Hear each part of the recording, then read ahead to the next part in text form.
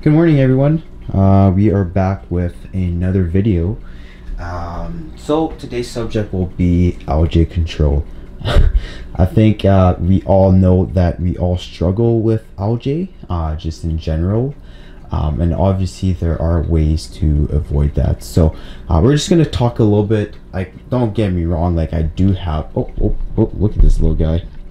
What are you looking at, buddy? Why are you looking at me like that? Oh, you guys can see him.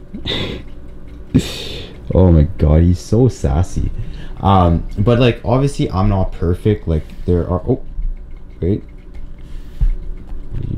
What is he doing?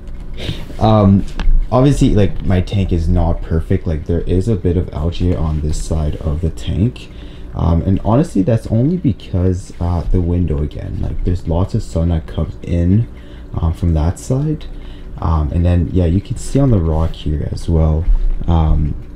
Just a little bit of algae on the rock, but, you know, nothing crazy. So, I like to scrape my algae off when I do water change, time to time.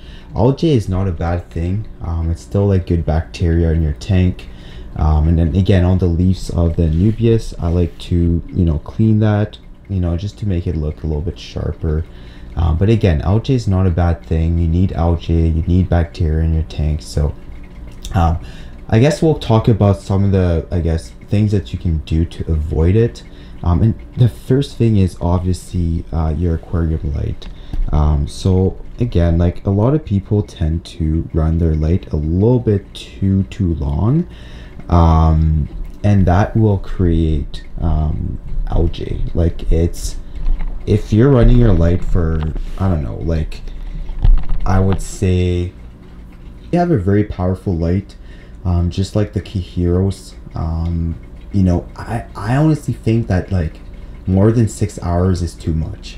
I like to run my light around 5 hours, I would say. I have a schedule, so again, Monday to Sunday, and I think I run it from I think 7 to 11. That's kind of the schedule for now. In the winter time, because it does get darker in Canada a lot quicker, I will change the schedule. Like, it will probably run from like 4 to maybe 9ish.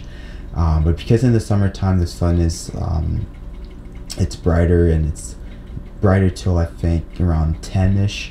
I like to keep the light, you know, relatively on the low side. And again, my brightness is not at 100%. I like to keep it around, you know, 10 to 15%. And if you guys are interested, you guys can always send us a quick DM on Instagram, and I would kind of share all the settings from the app. So the light is probably the biggest one. The other thing is just having lots of plants, like potons, monstera plants, and just like other plants that are able to grow roots. That will suck up like a bunch of the, you know, the bacteria in your tank, and it actually helps prevent algae, and it also helps with just keeping your tank like very clean. So those are pretty much the biggest factor. And then the other one is the fertilizer. So I know we all want to have, you know, the most beautiful plants, and a lot of times you need fertilizer in your tank for your plants to thrive, but we tend to kind of just put too much fertilizing. At first, I remember, like, when you look at some of the kind of, like, if you look at, like, on the bottle of like a fertilizer, they'll say, you know, 1 squirt per day, or they'll say like twice a week. Personally, I like to do it every time I do a water change. The reason why is because I only do a water change every 2 weeks ish.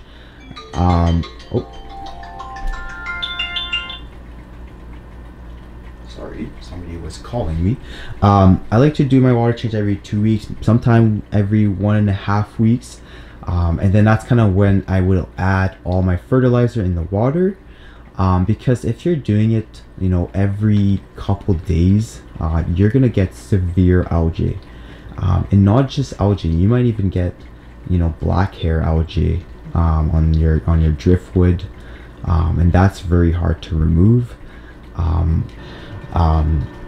The other thing is, a lot of people ask me a lot is like, Eric, like what is in the back over here?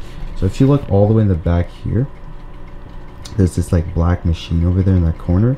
That's turned off pretty much all the time. But that machine is called the green killing machine.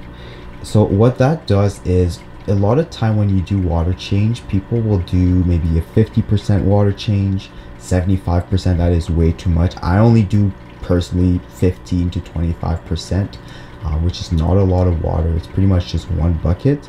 But that green killing machine, it's a UV sterilizer, and what it does is, sometimes when you take out too much bacteria out of your tank can turn all green overnight. That is called a green algae bloom, and sometimes if you take a different type of bacteria, your tank can turn all white, and that is called the white algae bloom. I've had the white algae bloom before, but that was because I was doing a massive change of substrate in Reebok's tank when I had the 21 gallon. And then again, like when you're taking out all the water and you're not keeping enough bacteria, you're gonna get these, you know, algae bloom. And the green killing machine kind of helps with removing that. It will remove it, to be honest, like from my experience. And then you can get what are these things that you can put in your filters? I forgot the name. I'm blanking out. Well, these pouches you can buy, and basically it helps like kind of clear like the clouds in your tank. I forgot what it's called. It's like Seachem. I forgot. I'll put it on the screen. But yeah, that helps kind of just clearing the clouds in your tank, because you have a new tank. Your tank is going to get all these sand dust, and then you can use this this product to clear the clouds. You can also use the green killing machine when you're doing big, like I don't know if you're changing the substrate or what's not. But yeah, that's the machine that kind of like, it's a backup plan in case I get the green algae bloom or the white algae bloom. So it's good to have. It is a bit expensive, like it's like $100 or $80 to get, and then you need to change the bulb once in a while. But I think the bulb can be changed every, you know, every 1 or 2 years. I've had mine for a year. It's still working fine. But again, you don't want to put it on all the time. It's just kind of once in a while you want to put it on. So these are pretty much all the tips I have for controlling algae. Honestly, it's not that complicated, guys. Like, it's just kind of just making sure that you're keeping up with, you know, the maintenance, the cleaning. You don't want to clean too much again, but just finding that fine balance, and then kind of just seeing what works for your tank. So that's all I got for you guys. We'll like watch Reebok swim. But yeah, I'll see you guys in the next video. If you have any question, just send us a quick message, comment, like, and subscribe. See you next time. Peace.